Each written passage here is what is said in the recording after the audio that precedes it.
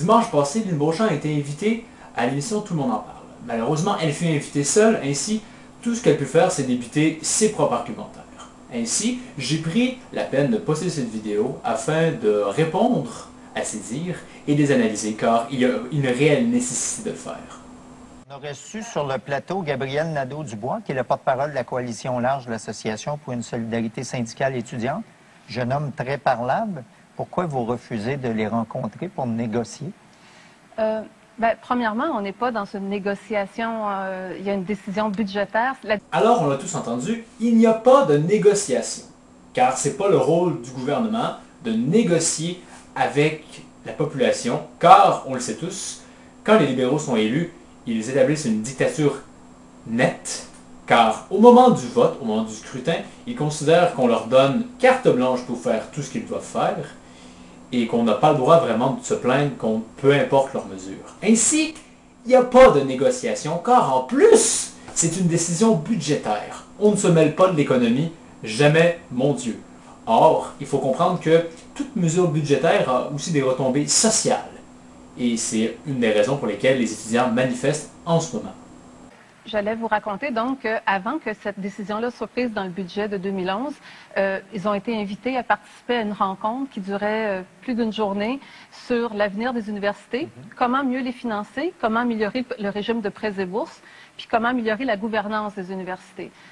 Toutes les associations étudiantes étaient invitées et ils ont choisi de quitter la rencontre. Lynn Beauchamp vient tout juste de nous mentir.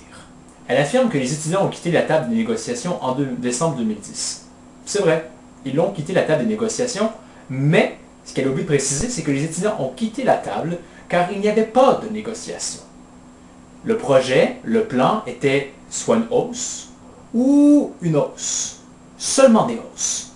Or, les étudiants voulaient réellement négocier autre chose qu'une possible hausse des frais, droits, de scolarité. En disant cela, en disant « les étudiants ont quitté la table et à cause de cela, nous avons fait notre décision », signifie que si les étudiants n'auraient pas quitté la table, la hausse n'aurait pas eu lieu. Elle essaie de faire croire à cette idée aux téléspectateurs ainsi qu'à tout le monde qui sont présents sur le plateau. Or, c'est faux. Justement, les étudiants ont quitté la table car ils ne voyaient pas la possibilité de convaincre le gouvernement sur place de ne pas réaliser cette hausse.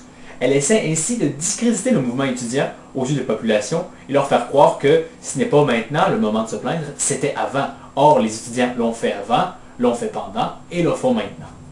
Or, Lynn Beauchamp vient nous prouver qu'elle est une très mauvaise politicienne, une très mauvaise vice-présidente et aussi une très mauvaise personne car elle essaie délibérément de désintéresser la population par rapport au mouvement étudiant, de les discréditer.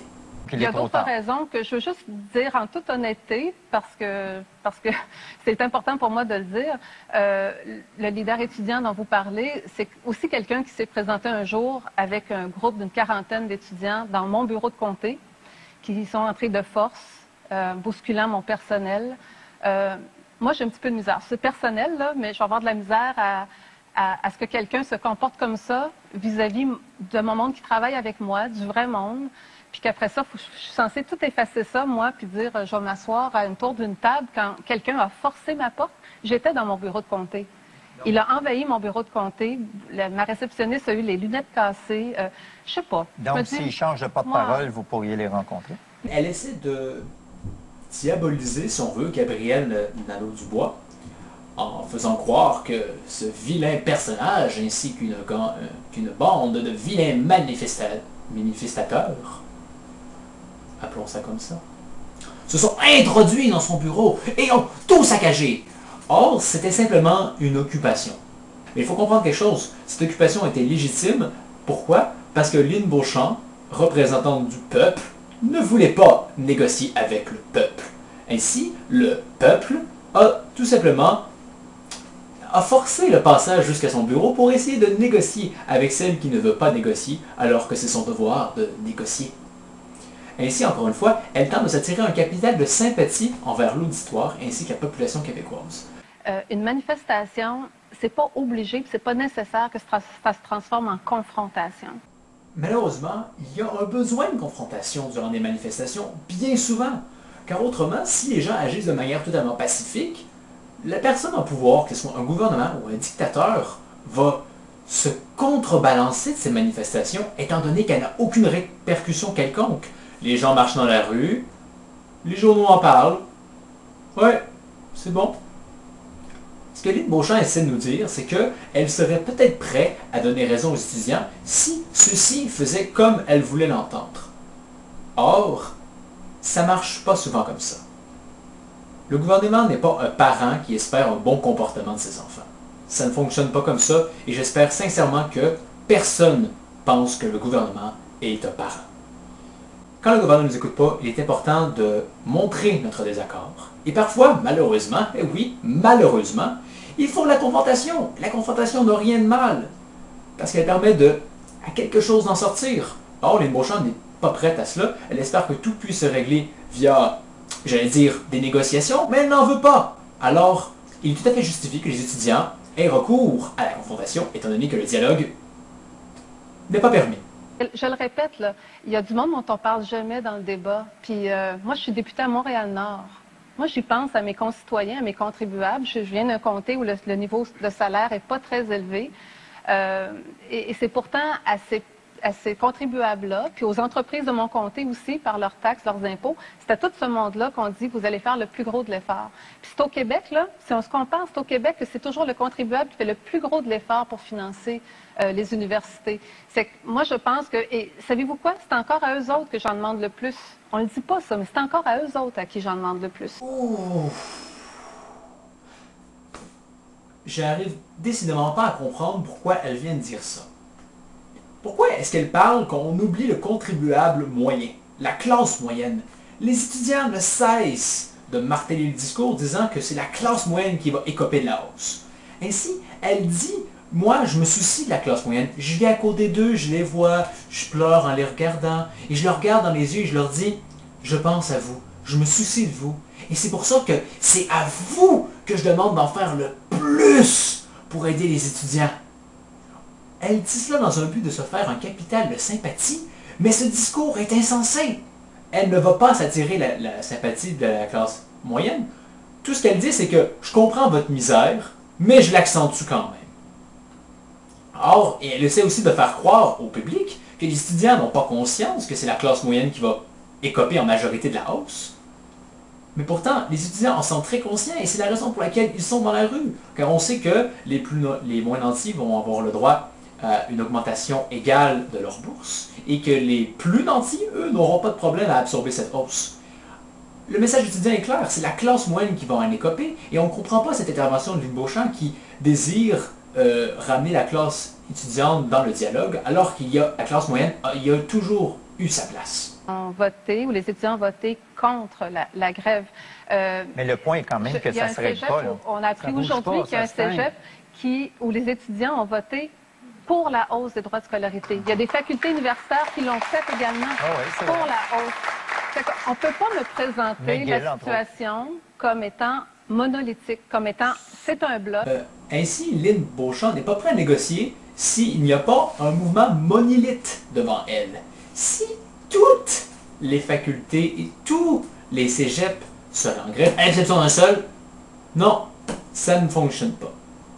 Pourtant, le gouvernement doit prendre en compte les minorités et présentement, les étudiants qui font la grève sont très loin d'être une minorité. Ils ne sont peut-être pas la majorité, mais ils sont très près de l'être et ils ont droit à une considération de la part d'une représentante du peuple qui devrait quand même, malgré ses convictions qu'un gouvernement responsable ne négocie pas, de négocier. En passant aussi, il faut prendre en considération que ce n'est pas parce qu'on vote contre la grève qu'on est pour la hausse.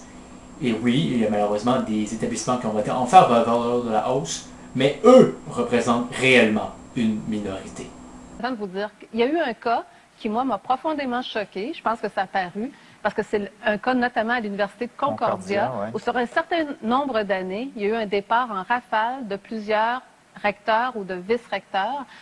Et moi, j'ai trouvé comme vous qu'il y avait une déviance là-dedans dans l'utilisation de fonds qui, quand même, en majorité, viennent de fonds publics. Et j'ai décidé d'appliquer la pénalité de 2 millions de dollars pour dire, non, là, il y a quelque chose que vous n'avez pas compris. Il y a eu un cas qui l'a choqué. Un cas qui l'a choqué, on prend note qu'il y a un complément après un cas. Or, il y a eu plusieurs cas d'abus au niveau des augmentations du salaire des recteurs ainsi que les indemnités de départ. Mais un seul cas a su fâcher Lynn Beauchamp. Malheureusement, Concordia l'a fâché, mais Laval et tous ces autres exemples, et exactement aussi l'île aux voyageurs, n'ont pas vraiment choqué la ministre de l'Éducation.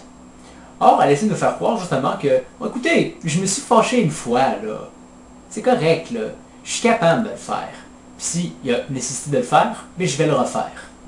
Or, il y avait d'autres fois où elle aurait dû intervenir et elle ne l'a pas fait. Ainsi, il faut croire qu'elle a tout récemment puni Concordia tout simplement pour pouvoir le dire. « Hey, je l'ai fait! Je l'ai fait une fois! » Cette fois-là me choquait. Les autres fois, c'était correct. Le sous-financement était aussi un problème de mauvaise gestion. Peut-être ma meilleure façon d'illustrer ça, c'est de vous dire qu'en ce moment, à l'Assemblée nationale, de tous les partis qui sont présents, puis avec les députés indépendants, on a fait des débats récemment à l'Assemblée nationale, bien sûr, puis il n'y a pas un député qui s'est levé pour dire qu'il ne faudrait pas réinvestir dans les universités. Le débat est plus comment le faire, à partir de quelques fonds, mais est-ce que c'est nécessaire ou pas d'ajouter de l'argent dans nos universités au Québec? Je pense que je suis capable de vous dire, en tout cas, qu'à l'Assemblée nationale, il y a une très grande majorité, si ce n'est pas unanimité, à dire oui, il faut mettre plus d'argent dans les universités. Mais ici, on peut voir que Lynn Beauchamp tente d'échapper à la question de Guy Lepage sur la mauvaise gestion des fonds universitaires en disant que, avec humour aussi, que tout le monde veut qu'on investisse plus en éducation. Et évidemment, elle oublie.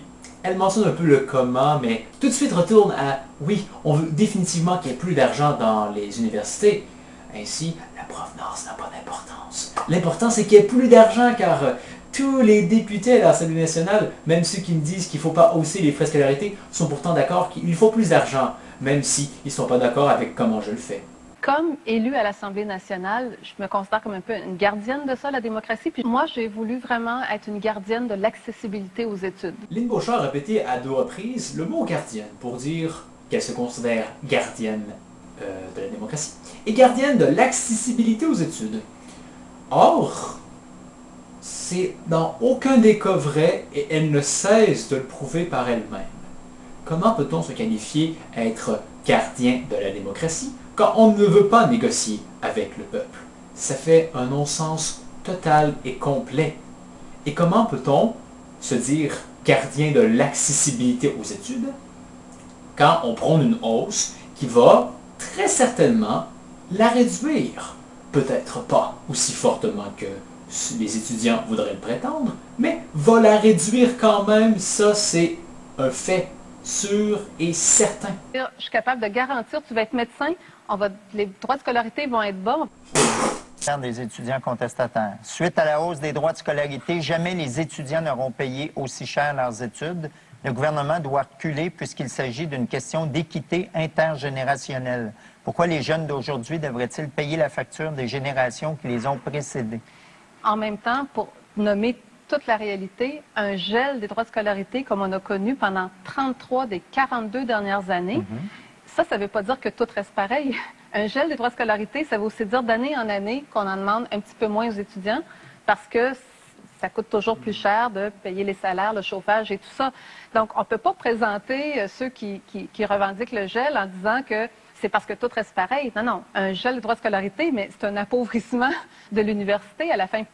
On remarque encore une fois une absence de réponse concrète de la part de Lynn Beauchamp qui se contente de nous faire un discours économique et qui, encore une fois, donne raison à Guy Lepage, ou plutôt à la question posée par les étudiants, car elle le dit elle-même, des gens, dont elle, très certainement, ont payé leur droit de scolarité beaucoup moins cher que les jeunes qui vont étudier très prochainement, et même ceux qui finissent dès maintenant leur année.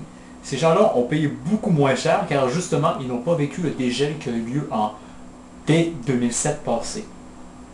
Ainsi, encore une fois, elle ne répond pas à la question et parvient à se caler elle-même, mais d'une manière suffisamment subtile, mais je me permets de le préciser pour ceux qui n'avaient pas vu à quel point elle réussit à elle-même se jeter dans l'eau. Alors on peut encore voir qu'elle évite la question des hausses des droits de scolarité et décide de préciser son discours par rapport à une hausse du financement universitaire. Écoute, c'est bien joué sur le cas, mais malheureusement, je crois qu'elle ne trompe pas beaucoup de gens. Effectivement, on veut tous que nos universités aient plus d'argent, Mais en même temps, on veut tous que nos systèmes de santé aient plus d'argent, on veut tous que tout ait plus d'argent, malheureusement, et c'est pas tout le temps vrai. Mais ici, la question que les étudiants pour laquelle se lèvent, c'est la hausse des droits de scolarité, et malheureusement, elle ne centre pas son sujet là-dessus, et dévoile en fait qu'elle n'est pas réellement capable de justifier cette hausse. Car bien évidemment, si Lynn Beauchamp ne négocie pas, c'est parce qu'elle était capable de réussir à débattre et à défendre sa position qui n'est pas défendable.